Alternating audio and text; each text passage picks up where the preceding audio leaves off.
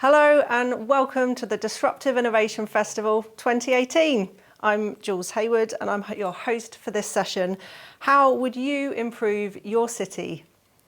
So cities are major centres of economic activity, knowledge and innovation. It is their dynamism and density of people that makes them such massive concentrators of material and nutrients.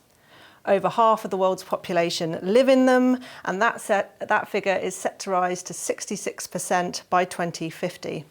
75% of natural resources are consumed in cities, and 50% of global waste occurs in them. And 60 to 80% of greenhouse gas emissions is produced in cities.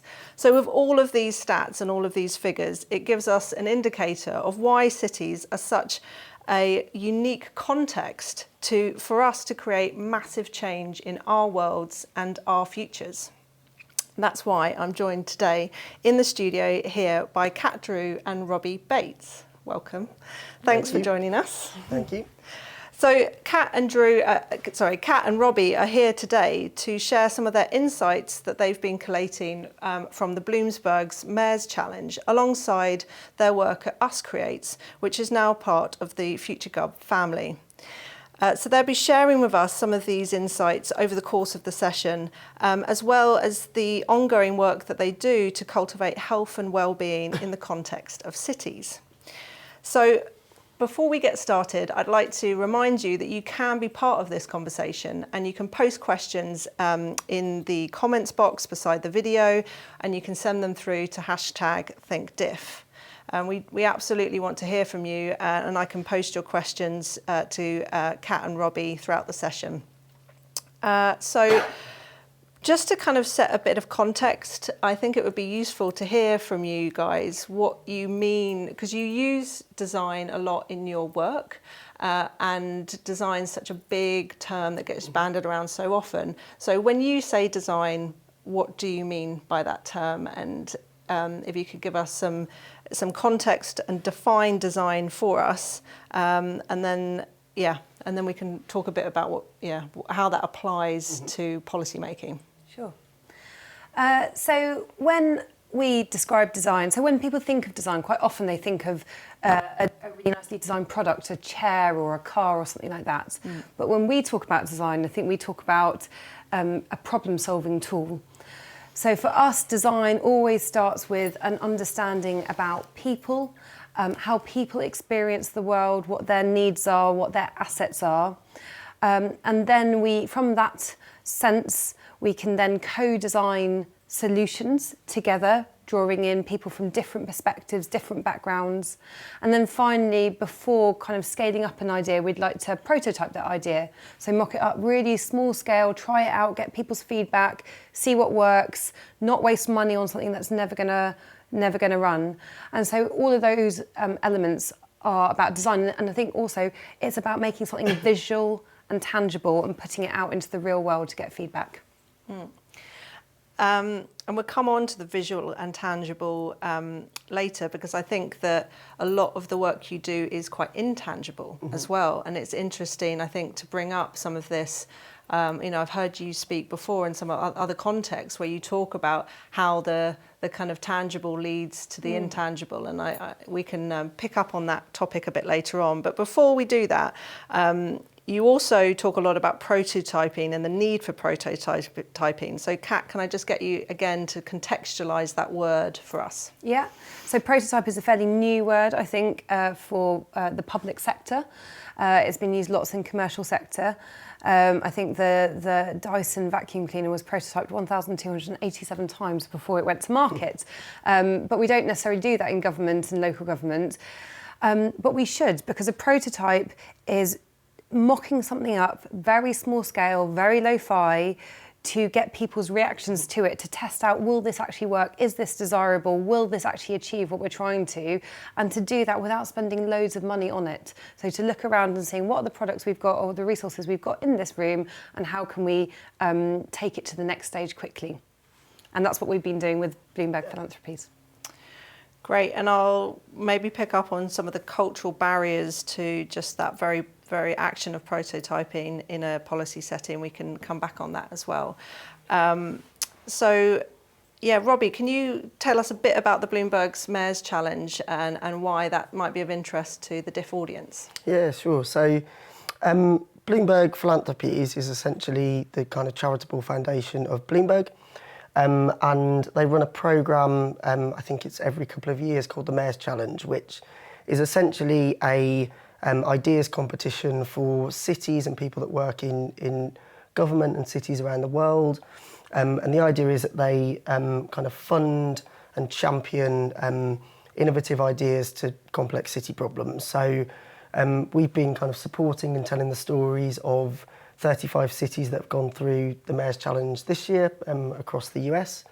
And they're all kind of championing or addressing really complex issues, from homelessness to the opioid crisis in the US to climate change. And I suppose what is different about this year's competition, and what's quite different, I think, from ideas competition, is Bloomberg have provided $100,000 to each of these 35 cities to prototype and test their ideas out before they go ahead and scale and sustain them. So I suppose it's a real opportunity for them to test out what works and what doesn't before they decide to invest resources in developing those ideas. And just to follow on from that, the word storytelling again seems to be quite popular now. What do you mean by storytelling? Is it kind of case studies that are put out through the media in written format? Is it visuals? Because I know you're both quite interested in representing data visually. You've both got a background in graphic design. So can you tell me a bit about how you approach storytelling with the Bloomberg's Challenge? Yeah, so I think for me, when we talk about design, we talk a lot about process and the nitty-gritty of the design process. And one of the things that I think we often neglect to do is kind of capture the more anecdotal impact of what this process is having on people. And I think in terms of the Bloomberg project, what we really want to do is on a shorter term basis, capture the stories that both city staff and residents are kind of going through, or the impact that some of this work is having on them. So I think for me, storytelling is a really useful tool to influence, so kind of use the kind of more anecdotal stories of some of these cities to influence upwardly within the organisation and also outwardly. And then also to measure impact. So kind of on a shorter term kind of level, kind of measuring or capturing kind of some of these anecdotal stories helps kind of demonstrate the impact that design can have on people. What form do those stories take? Is it just verbal communication? Is it written case studies? Or is it like a visual? Bit of a mixture, I think. So it could be photography, so, capturing the visual story of, a city hall staff interacting with a resident in a workshop context, or, in a farmer's market, for example, like New Rochelle. Or it could be video, where we've interviewed city hall staff about some of the learnings that they've had. Or it could be something that's written and is a bit more kind of extensive, digging into some of the kind of finer details. And it completely depends, I suppose, about who you're telling that story to and the channels that you want to push it through. And I know from kind of working in government, often we all wanted a killer stat, the kind of the metric that gave the burning platform for why you were proposing a change, and ministers absolutely wanted evidence-based policy. But the value, when I worked at Policy Lab, which brought design into government policy making, we used a lot of visual storytelling, lots of film ethnography, so going out and spending time with people, filming their experiences and showing that alongside the data creates the emotive case for change, and is just so powerful. So that's what the mixed approach we've been taking. Yeah, and so that emotive piece of actually getting people's hearts and minds, because I guess the minds piece might be covered by the stats in the sense that if you're able to contextualise the scale of change or what's actually happening, you can tell that story that way. But then to actually capture the human aspect of it through pictures and so on, I can see that. And who are you trying to influence with those stories? Is it policymakers themselves? Like, what's the audience? Yeah, I think it's policymakers themselves. I think people that have, I suppose, the power to create change within cities that kind of need to get behind it. But I also think to empower residents and people that some of these things are affecting. I think often the work that we do feels quite conceptual and quite strategic, and something that is quite difficult, I think, for people to wrap their head around exactly what it is that we're talking about. So I think as soon as you can start to make something tangible, something visual that you can put in front of people, I think you can move out of this abstract, conceptual, strategic level and really ground it in, well, this is what it will mean for you as an individual or a resident or a citizen or whatever it is. A good example of that is Boston, maybe. Mm-hmm. So Boston, their issue was they were seeing 311 calls, so that's where you phone up and you want to report a street repair. They knew that this was not very kind of equitably split across the cities. So more wealthier neighbourhoods tended to have more reports for street repairs than lower income neighbourhoods.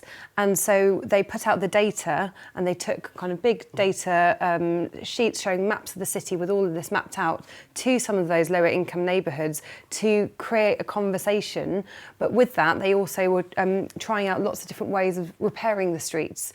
So they were combining kind of the kind of quantitative data with visual kind of tangible prototypes about how we might go around kind of repairing some of them. And the combination of the two really engages citizens. And because I'm a very visual person, and the whole kind of information is beautiful thing, I think is absolutely the right way of getting quite complex data sets communicated reasonably quickly. So is that something that exists quite predominantly from a policy perspective? Do a lot of your colleagues kind of work in that way? Because it's not something I guess I would associate with creating change from a policy perspective. I think a lot of our team at Uscrates works in that way, but I would say it's not necessarily common practice with some of the organisations that we work with, and I think that is often the barrier that we have to get past. I think people often associate being visual or creative with having a design degree or doing your degree in graphic design. If you don't have that, then you can't be visual, and I often find there's a kind of fear that sits around it. If you don't, if you can't craft something beautifully, then actually I shouldn't be touching that to begin with. So often a lot of our work, I think, is breaking down that barrier, which actually doesn't necessarily have to be completely crafted in a beautifully visual way, although that's probably what we would, want it to be. But it's about using, drawing something quickly on a bit of paper, or, being able to visually represent something that's in your head to, effectively convey an idea or something. And I think that, and we'll probably get onto it, but I think that is one of the barriers around design and creativity, is actually getting people to think, well, being visual, you don't need a design degree to do it.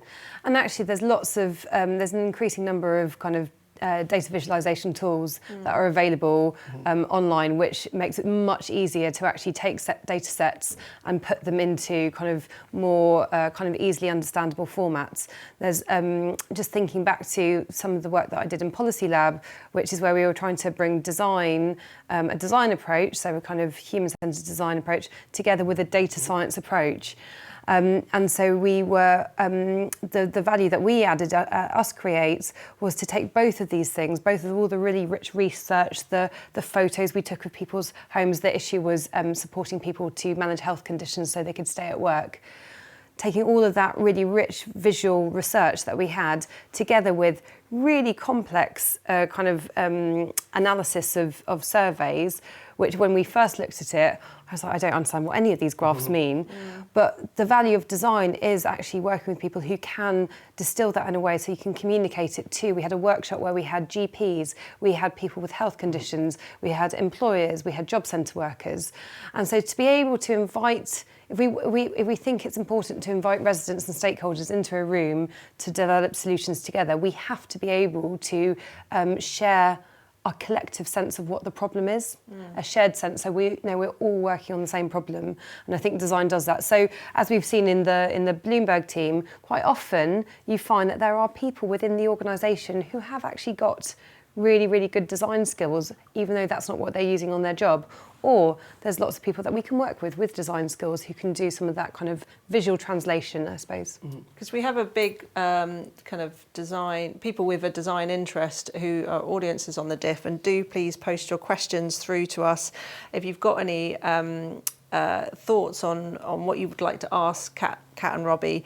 But I think that the kind of interface between design, prototyping, interacting with communities within cities seems to be something that you're very comfortable with, you do on a day-to-day basis.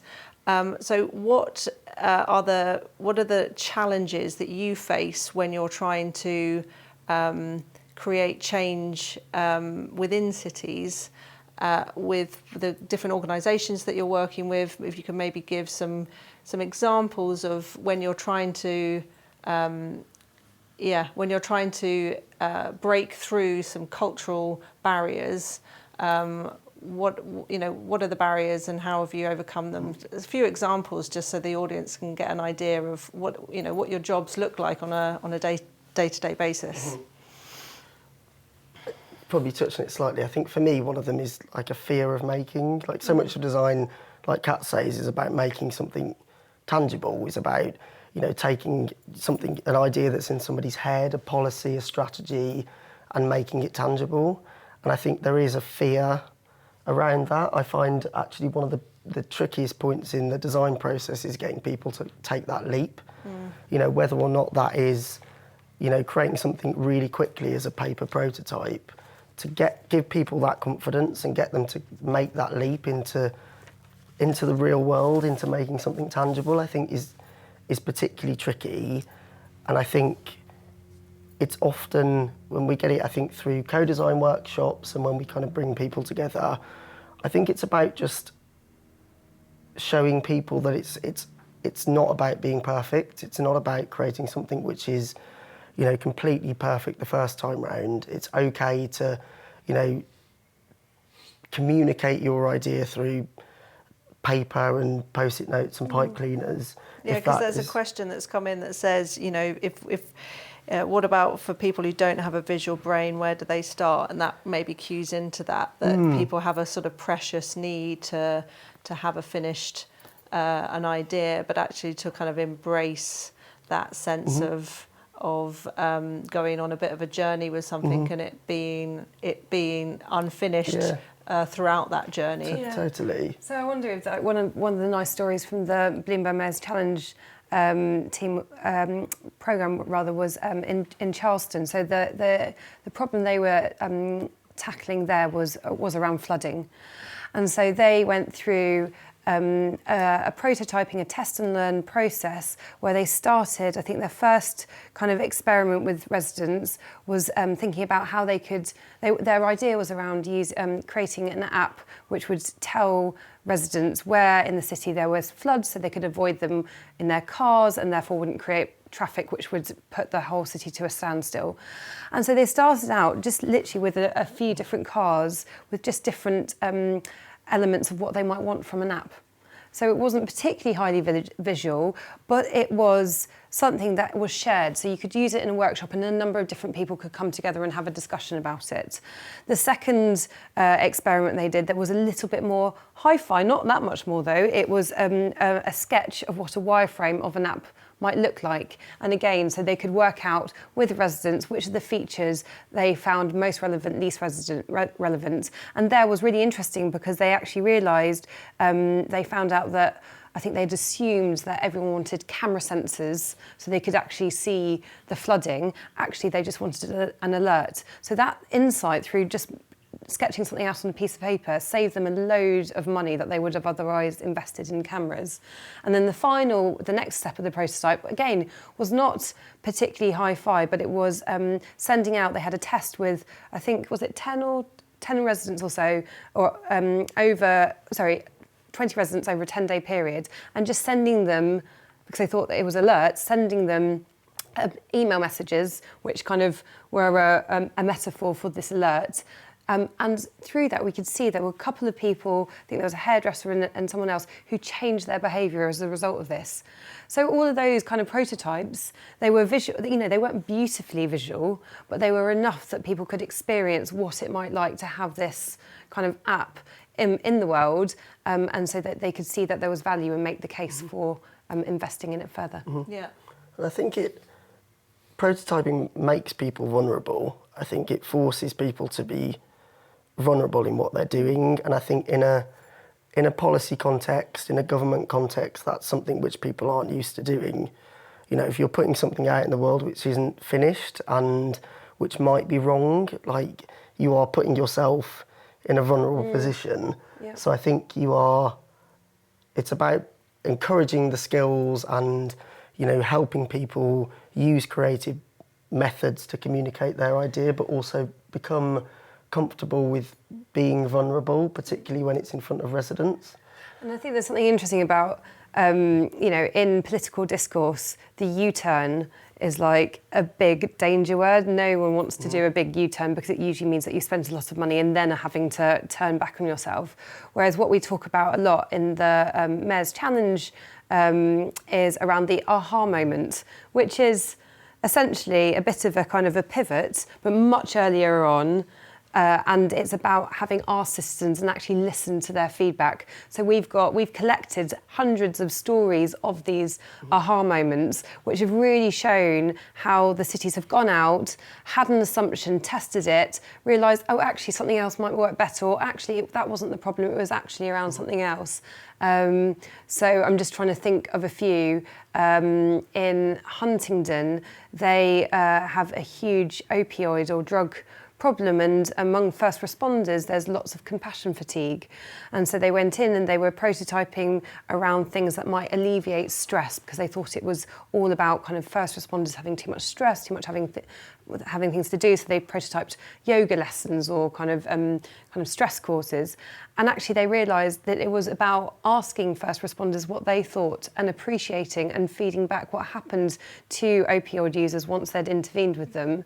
That was the thing that was actually going to make the difference. So they were able to kind of pivot their idea. Or in Louisville, their idea was about having a drone that every time a gunshot would go off, the drone would go out and start collecting evidence because crime was an issue.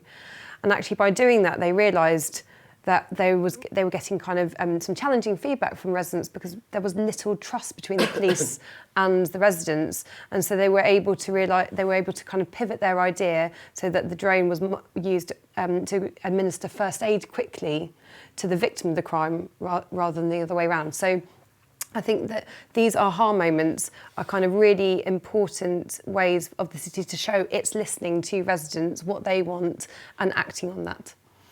And I can absolutely see why that kind of rapid prototyping needs to move from the kind of product development side through into service design.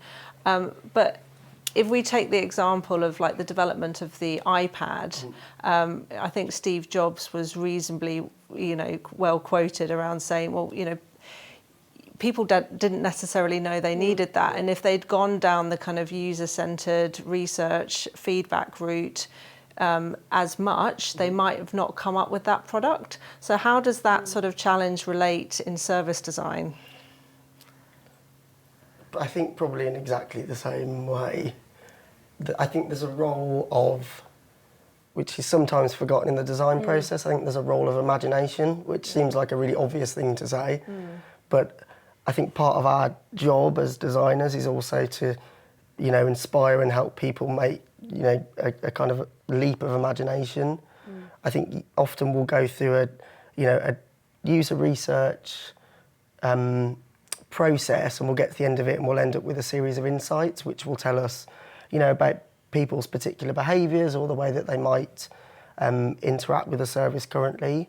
But I think some of it is about having that leap of imagination and perhaps sometimes making some assumptions which actually end up as your starting point to prototype. Yeah, it's a bit about that kind of speculative leaping off. So user research for me is great if you're testing the status quo, but if you really want to transform a system, you have to reimagine what that status quo is.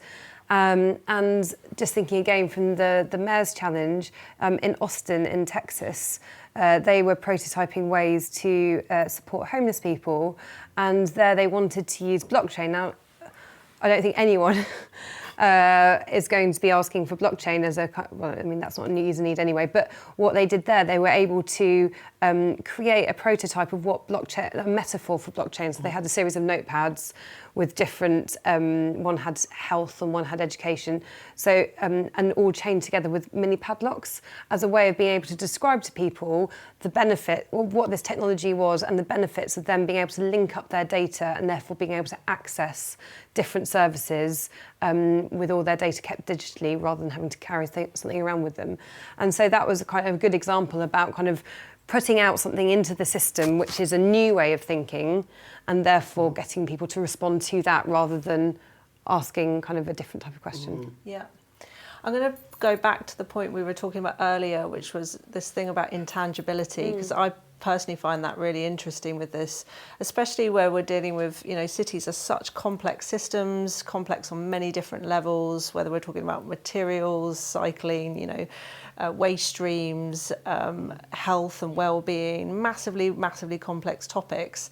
And I've heard you talk about the kind of interaction and role between the tangible and how that leads to intangible impacts.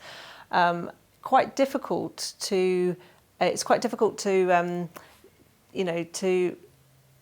measure the impact of your work. So there might be a follow-on question about measurement that we could get into, but maybe if you could start off by kind of talking a little bit more about this interaction between the tangible and the intangible. Yeah, sure.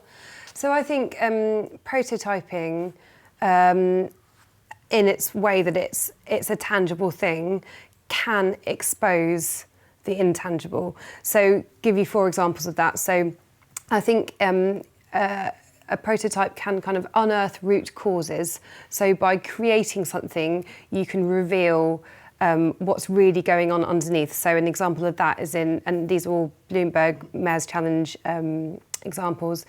In Detroit, where we were a couple of weeks ago for City Lab, their idea was around getting kids ready to go into employment after school. And there they were prototyping interview techniques to get people really ready for interviews with employers. And through doing that, they realised that actually what was going on underneath were kids' confidence in that, what they were so anxious about what was going on at home. They didn't have, some of the kids didn't have deodorant. They were worried about kind of what was happening with their siblings at home. And so all of this led them to shift their idea to contain a kind of personal health element alongside kind of how to kind of answer questions correctly and so on. So that's about how it kind of unearths the root causes of issues. I think it can also attract people in. So by creating, actually I'll give a different example, but by creating a kind of, not a shiny thing, but a prototype. In London, we were prototyping a solution to childhood obesity, which was a affordable, healthy eating recipe kit. And by doing that, literally having a prototype of what the bags look like and so on, we were able to attract in people from around the system. So we were able to attract in support from businesses in the city who provided business advice and modelling support. We were able to attract in the local council who said, yeah, that's a great idea. We will allow you to sell that to our staff for a higher price so that you can give it away to people on lower incomes, and then that led us to think about how you could use that as social prescribing. So kind of by having something shiny, it does attract in different parts of the system and create relationships. It also tests the system. Back to America, in Hartford in the US, they were, it was that gunshot I was talking about earlier, so they were testing. So every time a gunshot went off, they were thinking about how they might provide support to people who've heard the gunshot, so not been directly seen the gun or the incident, but have been in the vicinity. And by prototyping that, they thought, first of all, the school would be able to provide that support, but they tested the system. The school didn't actually have the resources to do it, but they found that the community organisations did. They were attracted by it. They said, yes, we can do that. And I think the final thing to say is it shifts the system.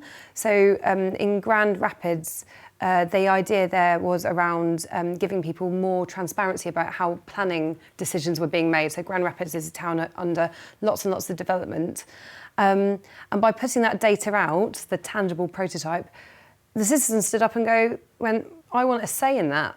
So that led to them creating citizens' councils that had more of a say on other issues. So by creating a prototype, it's shifted the whole power dynamics of that city and given more power to citizens themselves. Yeah. And how do you deal with what must be quite a difficult balance between involving people and consulting them, and then actually opening up massive cans of worms in terms of expectation management on what you can actually do to solve their issues? Because I can imagine if you create space for forums, then you can kind of get hit with and suddenly you're going to solve a whole community's issues around a given problem. So how do you manage issues like that? I think one, I think, is about having the right people in the room.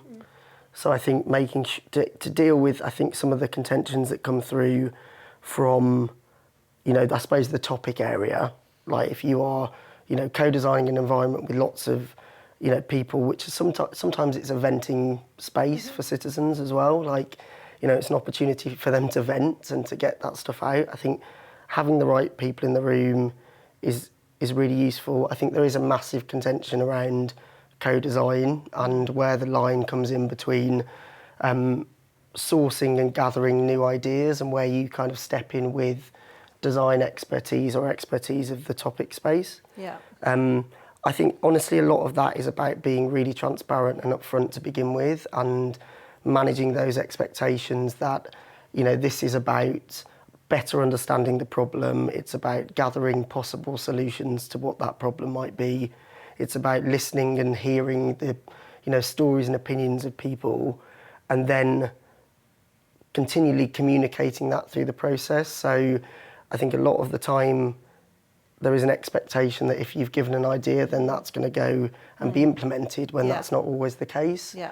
And I think it's about communicating that this is a starting point and that ideas will shape and shift from all of these people in the room, not just from that one person. Yeah. And I think one of the things that we found, particularly through Bloomberg, is the importance of feedback, I think, to the people that are involved in that co-design process. Yeah. So often, we're engaging residents, we're engaging citizens, and we're asking for their opinions and their ideas. And what you don't want to happen is for it to then go back into the black box of City Hall and nobody knows what's happened to their idea. So I think continually having those feedback loops with residents to say, thank you for your input. This is how your input has contributed to whatever this solution is, so that they continually feel like they're part of, so that they are continually part of that process is massively important. And I think also just avoids, where's my idea? Why is it not been implemented yet? Yeah. That's helpful, thanks. I think before we move on, and I'd like to pick up on the measurement thing, we've got some good questions coming in here from the DIF audience. We're just going to pause for a moment to hear a little bit about what's coming up next on DIF this week. Hi, my name's Emily, and these are my top picks. Earlier today, we had the first in a series of 3 sessions from our DIF 2018 collaborators, Impact Hub. The session is called Impact Hub, Communities Lead Change, focused on the potential to reshape society from the ground up. That's now available to watch on Catch Up. And tomorrow we've got the next 2 sessions in the series, Female Entrepreneurship and Impact Technology. And in a couple of days' time, don't forget to tune in on the 15th of November for the DIF's exclusive documentary, System Reset. Shot in London, Amsterdam and Barcelona, the film explores the story of change in our economy, and it's one definitely not to miss. That's released on the 15th of November. And we love hearing your thoughts.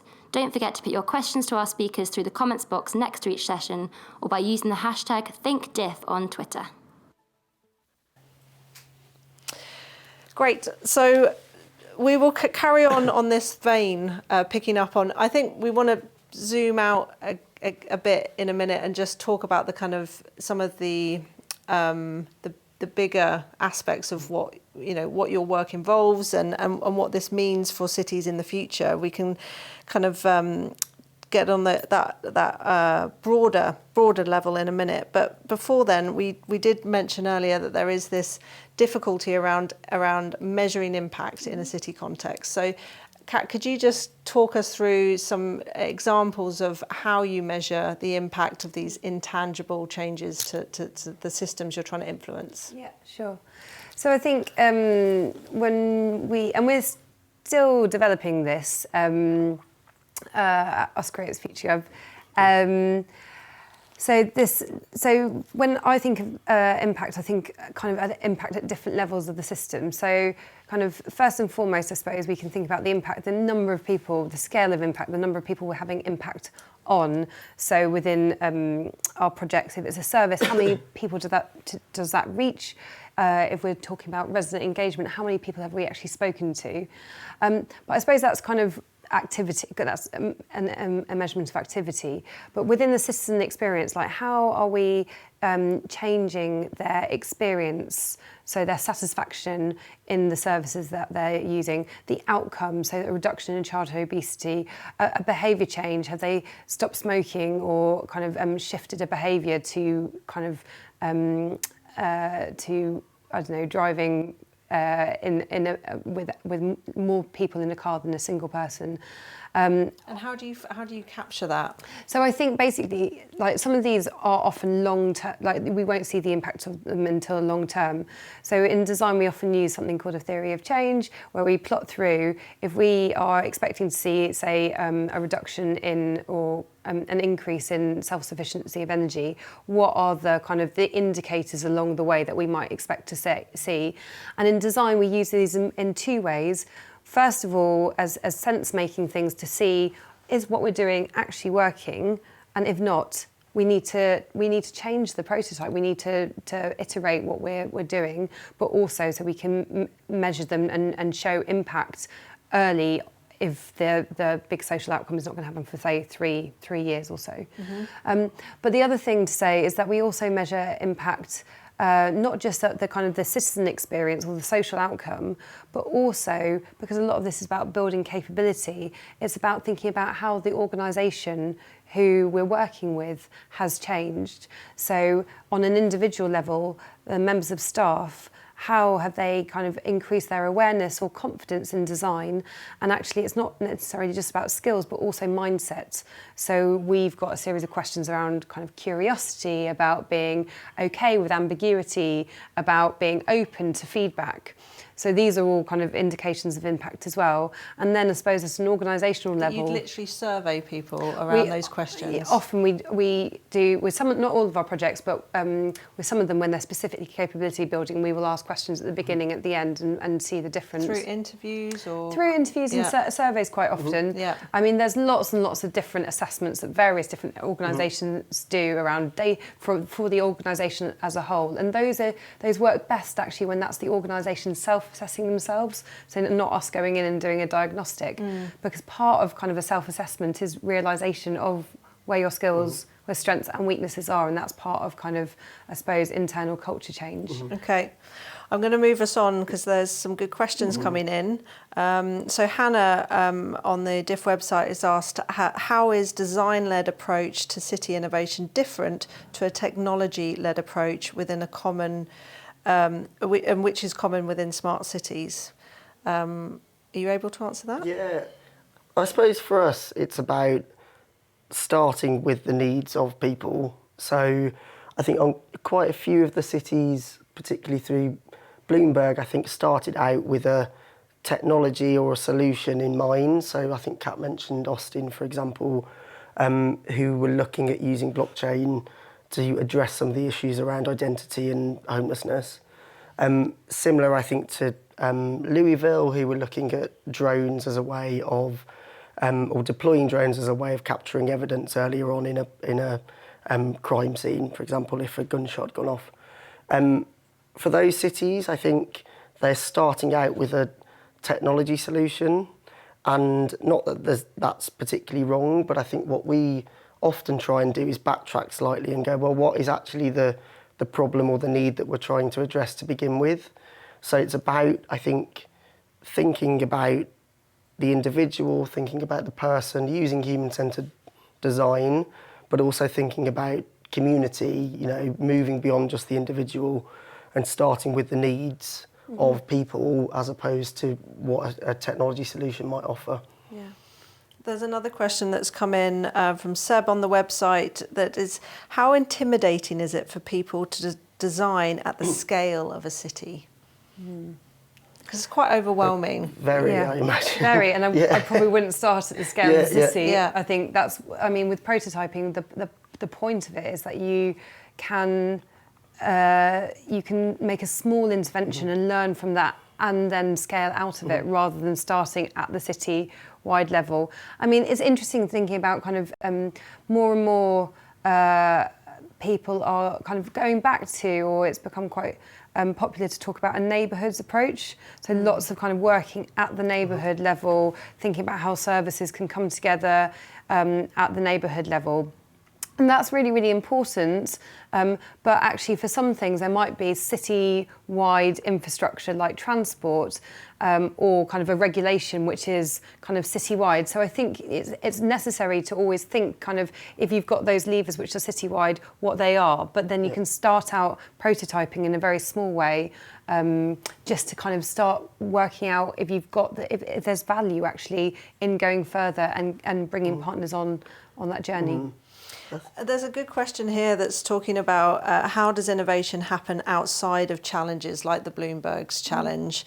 So lighthouse projects like this, are obviously helpful at creating stories that inspire, but it seems like it needs to happen faster and more pervasively than through these flashy challenges is what's being posted. So can you just talk a bit about what happens outside of the kind of the big, well-funded, more flashy programs? I think we, alongside delivering projects, and this is something that I think is a bit of a hot topic in terms of design, is also about building capabilities. So, like, whether or not it's an ideas challenge or whether or not it's, an agency like Us Creates or FutureGov delivering a project, I think often what we're trying to also do is build the capabilities of the people that are involved in that particular project, so that it, beyond, the flashiness of an ideas challenge, actually you are building longer term capabilities. So actually that's the things, legacy. I think so. So the things that you learn through that process can be adopted or applied to other projects where, it's not necessarily an ideas fund. And the stories that you're capturing for Bloomberg, like what channels are you pushing them out so that they can have as bigger impact for other policymakers internationally? Like where can they be found? So we are in the middle of writing a report which is going to come out in December, which is less of a toolkit and more actually of a kind of reflective piece about some of the learnings from across these 35 cities. And it's geared, I think, towards both a city or government innovation audience and also a design practice audience.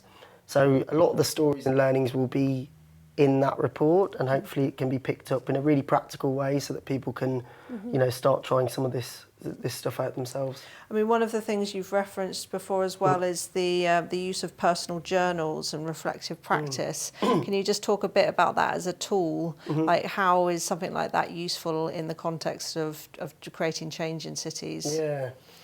So one of the pieces of work that we've done alongside the Mayors Challenge is also to develop a design curriculum that's run with Bloomberg and Harvard, and it's about how do you kind of build design capabilities and capabilities to innovate across cities. And I think often within these design curriculums, they're very, I think I mentioned it earlier, sort of very process driven, and it's all about, you know, how do we move through the different stages of design. And I think what we've tried to do with that piece of work is build in that reflective practice so that people actually, as they move through the process, can reflect on what they're learning and reflect on what does and doesn't work. And I think for a lot of this process, it can be quite emotive. It's, you know, it's emotional. You're dealing with people. You're out talking to people about what it feels like to be homeless, which is a, you know, massively emotive thing. So I think people need to be able to reflect about what they're learning, you know, both individually and collectively within teams. So we're trying to build in some of those tools within some of these design curriculums that we're creating. So, you know, it's not waiting until the end of the process to talk about what you've learnt. Actually, let's do this along the way so that you can course correct, you know, as you go, and you can build some of this stuff into the projects that you're working on. So I think it would be good maybe to kind of conclude for those people who are out there who have different skill sets that you've maybe referenced, like, what is it that you guys what is it that motivates you in this space? You know, what is it that drives your work from a human perspective? If we could just hear a quick summary from you both to help, you know, maybe spark thoughts for other people out there about what they might be able to do to utilise their particular skill set in the space of creating change in cities. So I think for me, just trying to remember when I really got the bug of design, and it was, I suppose it's about kind of this endless curiosity, and design gives you just new ways of knowing about the world. So where I came from in policy making, you often found out about the world that you were trying to change for better through reading documents or through looking at lots and lots of data sets. And for me, what really I love is going out into the world, talking to a different range of people, seeing visual ways of knowing about the world, talking to people who are experiencing it, and getting just a different way of thinking about problems that I would have never imagined. And so for me, the thing that kind of drives me is being able to share that kind of that energy for what I do with a wider set of people in organisations I work with. Thanks, Kat. I probably touched on it earlier, but I would probably say, like, being able to use your imagination, inspire others to use their imagination to think about what the future should and could potentially look like, and then using design skills to make that thing tangible. Like, there's a real satisfaction, I think, with thinking about what the future might look like with people, and then being able to tangibly create something that you can put out into the world that people can actually go and use, and you're kind of designing what the future might look like, which I think is just really, really exciting. And I think to be able to do that with people that come from so many different backgrounds, you know, from policy backgrounds to research backgrounds to people that have lived experience of health problems, for example, and be able to actually genuinely co-create something which can have an impact on their everyday lives, I think is really, really exciting. And yeah, it's probably what gets me out of bed every day. So. Thanks. I think for me, I really picked out of this that point that you guys made about how prototyping does make people vulnerable. It exposes that vulnerability, but it's very much in the city context, it actually is really, really critical at building, you know, connectivity with those key audiences that you're trying to influence, creating a bit of a sense of this is a collective thing. So you get that buy-in early on from the people you're trying to influence. So that feels really kind of intuitive, and helping people be comfortable with that vulnerability seems like a big part of what you guys do. You know, that combination of it being imaginative, thinking beyond the status quo, but then also getting that real feedback and data from the prototyping process itself. That really makes sense to me, and I think that you've both talked about the opportunities that cities present us with in creating like massive change in people's lives, and that's obviously something that's very close to both your hearts, and I think is really inspiring. So thank you for joining us in the studio today. For those people who want to find out more, you can go on the Us Creates website. You can look at Kat's RSA talk, which is available, and I'd recommend. Also the Bloomberg's Mayors Challenge website, which documents more and more, and obviously the report that you will get out in December, which is up and coming, which I'm sure is keeping you busy. And we obviously have a cities theme on the Disruptive Innovation Festival this year, and it's actually at the real centre of what we're doing for System Reset, which is our very own Diffumentary, which is coming out on Thursday this week. So make sure you tune in for the Diffumentary. And for now, I'd like to wrap up and thank you both very much for joining us here at the DIF. Bye for now.